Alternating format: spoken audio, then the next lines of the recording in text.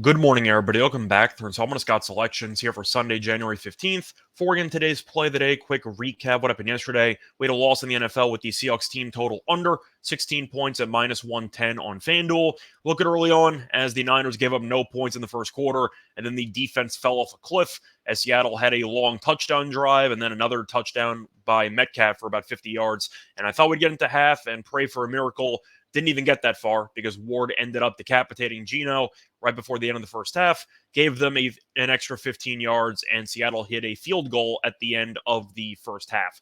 So they had 17 in the first half and then did nothing for the next 26 minutes of game time, give or take. The Niners defense really settled in, but by then it was too late. We picked up a loss. On the bright side, though, did give out a teaser a couple days ago, and we had the Niners minus 2.5 as the first leg. We have the Bills minus 6.5.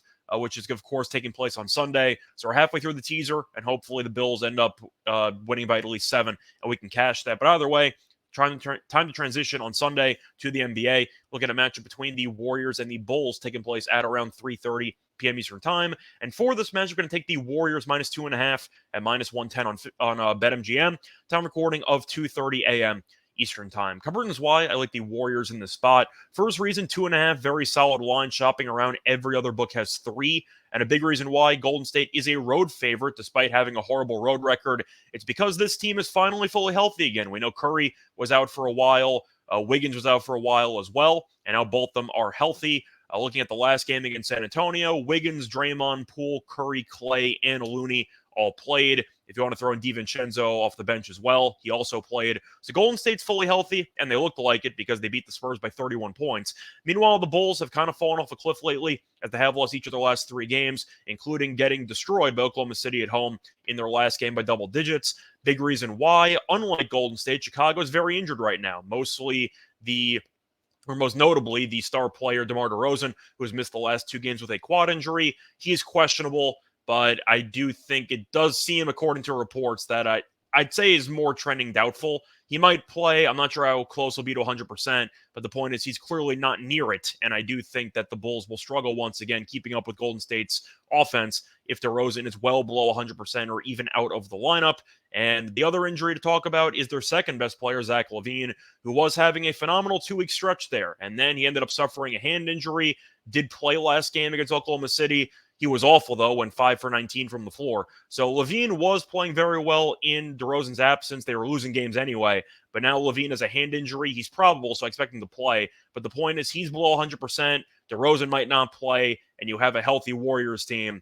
I think it's really going to be difficult for the Bulls to keep up on the scoreboard and to even stop Golden State just defensively, because the Warriors, when healthy, are still an elite offensive unit.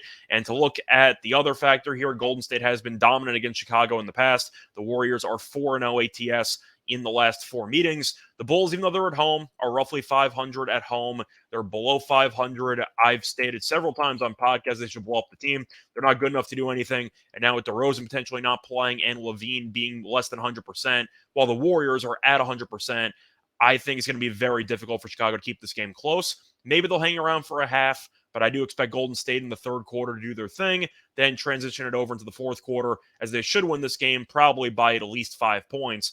But I do expect to see more money coming in on Golden State. I mentioned before how it's basically 3 at every other book. If DeRozan is out, I can tell you this line will definitely not stay at 3. And if you look at his career, assuming DeRozan actually plays against the Warriors, he's been horrible against Golden State. They've done a very good job historically of defending him. So I have faith in Golden State in the spot. I'm hoping that with everyone healthy, they're going to start to gel. And I know San Antonio stinks. They still scored 140-plus points. They look pretty sharp in that game. But either way, I do think this line's too short, so I'm going to take the much better team in this spot. So play that once again here for Sunday, January 15th is going to be on the Warriors minus 2.5 at minus 110 on BetMGM. Bye, everyone.